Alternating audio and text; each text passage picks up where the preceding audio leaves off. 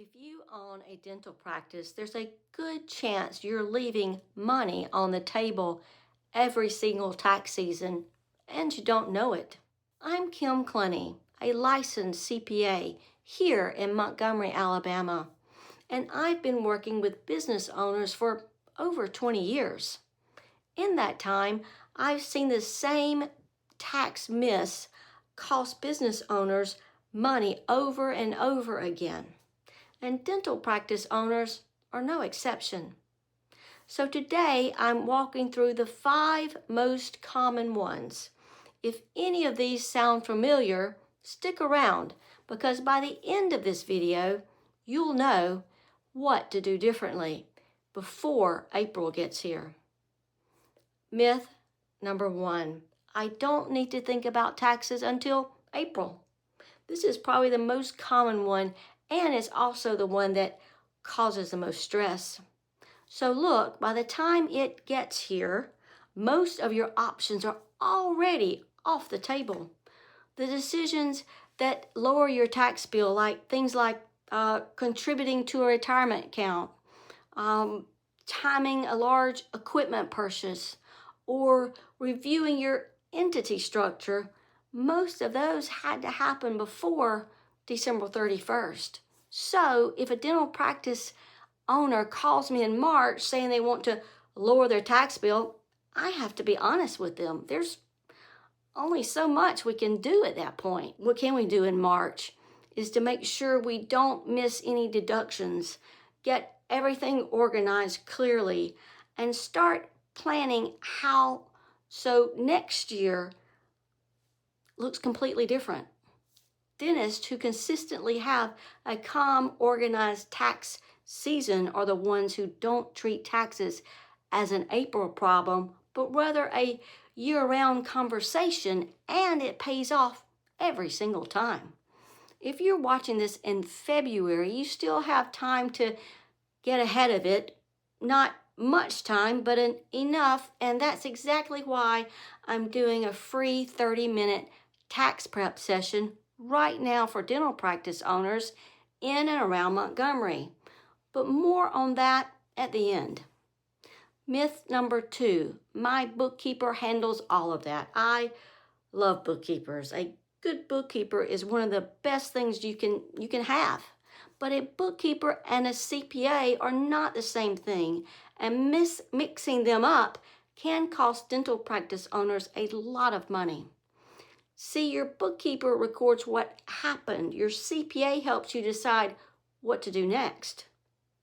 Bookkeeping means categorizing income and expenses, reconciling your accounts, and keeping your books clean. This is genuinely valuable work. But it's not the same as looking for tax-saving opportunities, advising on entity structure, flagging deductions you might be missing, or telling you to make a retirement contribution before year end. That's a CPA's job. When those two roles aren't connected, dental practice owners end up with clean books and a tax bill that could have been a lot lower with the right planning. Clean books are the starting point. Strategy is what saves you money. At our firm, I have bookkeepers and CPAs working together under one roof so nothing falls through the gap. Myth number 3 is I'm already getting all my deductions. This one always comes up, and I completely understand why dentist practice owners believe it. You have a tax person. They file your return, and sure, they're getting everything, right? But that's not always the case. These are some deductions that I believe dental practice owners miss most often. Like continuing education, every course, conference, seminar, or certification you take to maintain or improve your skills as a dentist is deductible. A lot of practice owners track the big conferences, but forget about the smaller online conferences, webinars, and professional memberships throughout the year. Practice management and clinical software. If you're paying monthly or annually for software to run your practice, manage patients, handle billing, or even tools you use for team communication and scheduling, these are business expenses. Small equipment and supply purchases. Not everything has to be a big capital purchase to be deductible. Small instruments, often supplies and clinical supplies bought throughout the year, add up fast and often get lost in the mix. Your cell phone, if you use your personal phone for business calls, messages, and emails related to your practice, a portion of that bill is deductible. Most practice owners never track it. These deductions get missed because nobody sat down and went through them line by line. That's a big part of what my team and I do in my free tax prep sessions, and we'll talk about how to grab one of those at the end of this video. Myth number 4, an S-Corp isn't worth it for my practice. This one comes up a lot with business owners in general, and dental practice owners face the same conversation. The S-Corp structure can feel complicated, so a lot of people look into it once it feels overwhelmed and move on. So let me explain it simply. When you own a dental practice as a sole proprietor or a single member LLC, all your net income flows through to your personal tax return and gets hit with self-employment tax. That's roughly 15% on top of your regular income tax. On a 6-figure income, that adds up fast. An S-Corp allows you to split your income into 2 buckets: a reasonable salary, which is subject to payroll taxes, and a distribution, which is not. Done correctly, this structure can save a dental practice owner several $1,000s a year in self-employment tax. Now, there are trade-offs. You have payroll to manage, there's more administrative work, and it only makes financial sense at a certain income level. It's not the right move for everyone. But if you're a dental practice owner who has never had a real conversation about your entity structure with a CPA, that conversation is worth having. For a lot of practice owners, it's one of the biggest tax levers available to them, and they're not using it. Myth number 5. My taxes are just high because I make good money. This is one that really breaks my heart.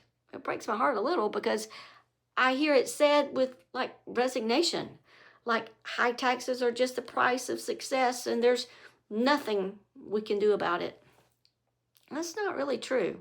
Yes, higher income generally means a higher tax bill, but the gap between what you have to pay and what you actually pay with good planning can be significant. Let me give you a few examples of how dentist practice owners keep more of what they earn. Retirement contributions. A solo 401k or a SEP IRA can allow you to set aside a significant amount of pre-tax income every year. That money grows tax deferred and reduces your taxable income right now. A lot of dentist practice owners are either not using these accounts at all or not maxing them out. Timing of equipment purchases, Section 179 and bonus depreciation rules allow you to deduct full cost of qualifying equipment in the year you buy it rather than depreciating it over several years. If you've been thinking about new equipment or new technology for your practice, the timing of that purchase matters more than most people realize. Then there's quarterly estimated payments. This doesn't lower your tax bill, but it eliminates the panic. Dental practice owners who stay on top of quarterly estimated payments never face a surprise bill in April. They know what's coming up and they've already set aside. The point is, a high income does not have to mean a helpless tax situation. It means you need a proactive plan, not just a tax return filed in April. Now, if one of these 5 myths sounded familiar, you're not alone and you're not behind.